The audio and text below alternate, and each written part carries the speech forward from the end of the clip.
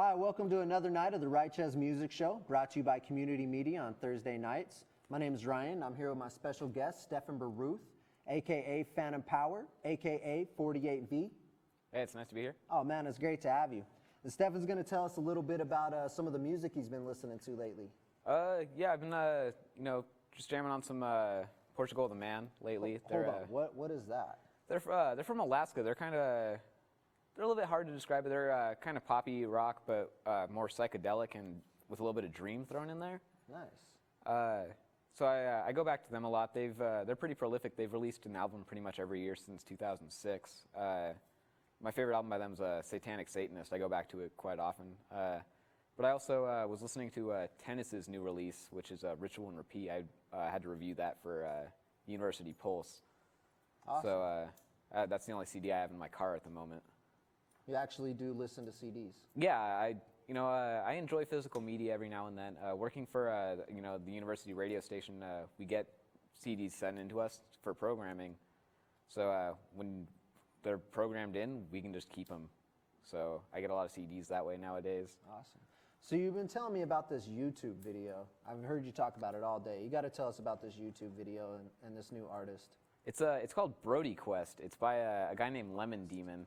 It stars Adrian Brody. It's just kind of going through a day in his life. You know, he wakes up in the morning, he goes for a walk, then he goes out to space. You know, he visits the moon, Mars. You know, typical Adrian Brody stuff. He goes to the sun, gets his guitar. He does like a nice, a sick 30-second riff or so on his star guitar. And did I hear Mariah Carey singing? Yeah, she's actually imitating a synthesizer. Wow. That's really cutting-edge music. Yeah, it's very progressive. It's pretty great. I recommend. I bought it recently. You paid? Oh, so you actually pay for music? Because I know that's a rare thing nowadays. Everybody should pay for their music. Yeah, I really, I believe in supporting an artist. So I especially like things like Bandcamp and stuff, where you can give them money directly. Very cool. With like much less of a middleman. Like, because when you buy a CD from a brick and mortar store, like the percentage that actually goes back to the artist is so low. Very true. Shout out to Bandcamp. Shout out to SoundCloud. Speaking of that, what kind of local artists have you been listening to lately? You got some favorites out here? Yeah, I'm a fan of a local artist, Sort of a Bad Speller. It's two white guys doing some rap, and I'm also a fan of Sunblood Stories, and kind of like a companion band to them is Ancient Psychic Tandem War Elephant. What kind of music do they play? War Elephant is they're dream pop or dream punk, so a lot of dreamy music coming in nowadays for me. I like Beach House a lot too, but they're not local. Dreamy, does that mean you listen to it while you sleep, or is it a daydream? No, it's just kind of like you listen to it and then you kind of groove out, and like you're not necessarily totally there while you're listening to it. Like you can just kind of let the music take you away. Awesome. So what about some up-and-coming events? So Dirty Crown, which is 3 members of War Elephant, they have some shows coming up. There's one on Halloween at the Neurolux, and they're playing with a couple other artists. I actually have them written down here because I don't know the companion artists that they're playing with. They're playing with Wooden Indian Burial Ground and check that out. Like a Villain. Very nice. And they have another show coming up on November 3rd at the Crux, and they'll be playing with Ruby Frey there. So, just a couple of nice shows to go to. The Halloween one is Halloween themed, so people are going to be doing some more experimental kind of crazy stuff going on at that one. Yeah, that sounds like a great show. Everybody should be sure to check that out. And then on November 1st, actually, Tech Nine's bringing the Band of Psychos to the Revolution.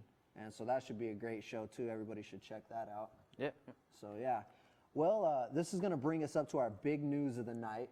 You've actually signed a deal with a band who just performed here and had their first music video shoot, the Mirandas. And you play bass for them? Yeah, it's a kind of funny circumstances. I don't own a bass, I do own a bass now, but I've never bought a bass. I did not pay money for this bass. You had a bass given to you. Yeah, the circumstances behind it where someone was like, hey, do you want a bass? And I was like, yeah, sure.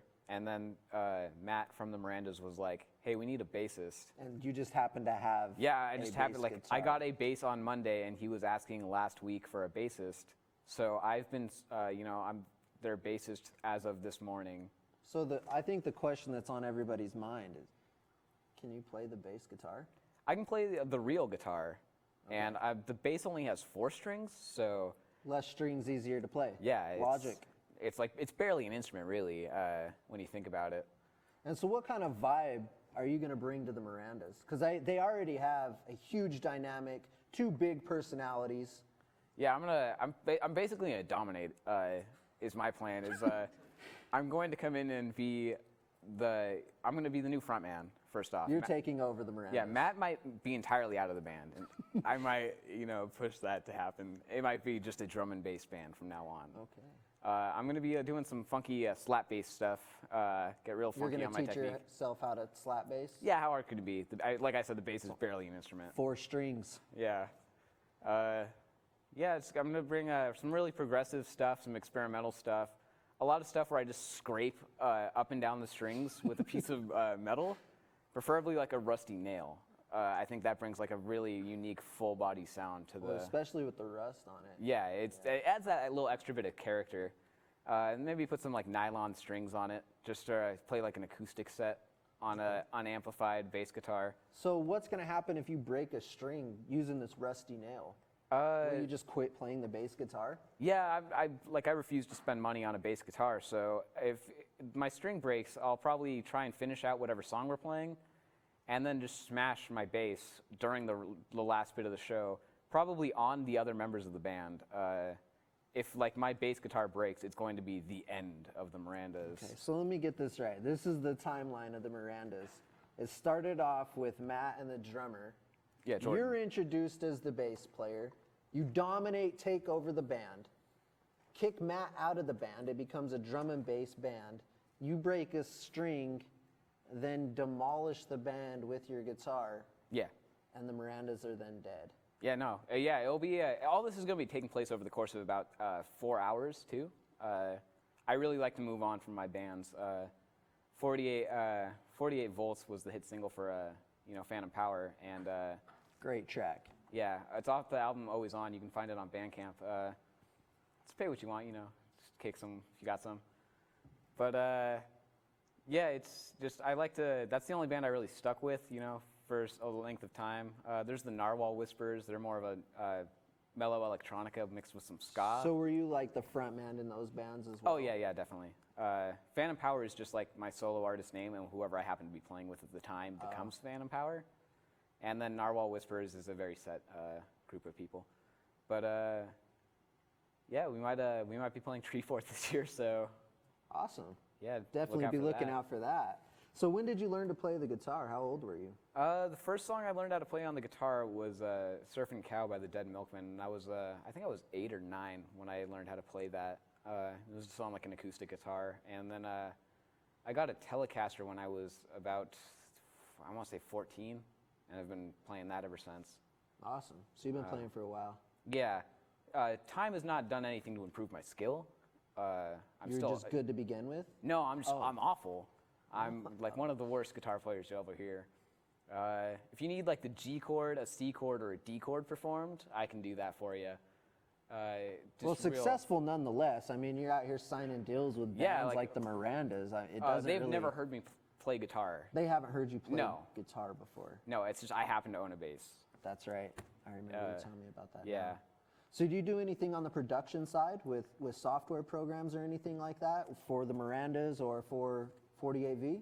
No, I do some work with. I mainly work in video, so I sync audio to video for when we do live studio shoots and stuff. So I like to think I've gotten all right at that. So are you going to be doing music videos for the Mirandas?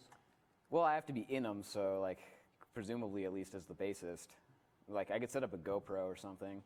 But I guess the bass is easy enough. Like I said, it's barely an instrument. Yeah, I mean, you I could probably be filming and then just like one-handed playing the rest of it. That's why I asked. I assumed that you would do that. Yeah, it's Cool.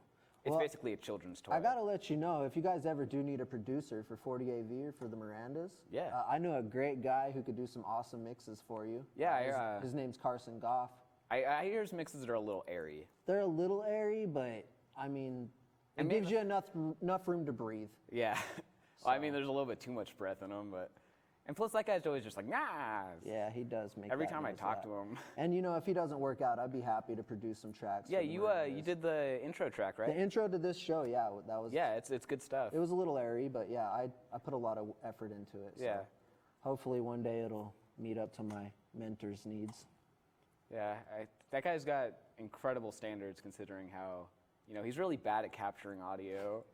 He is. Well, I think that's about all the music talk that we have here tonight. I'd like to thank Community Media Thursday nights for putting us on again. We'll be back in another week with another show. And I'd like to thank my guests for coming on tonight. Yeah, no problem. All righty, thanks.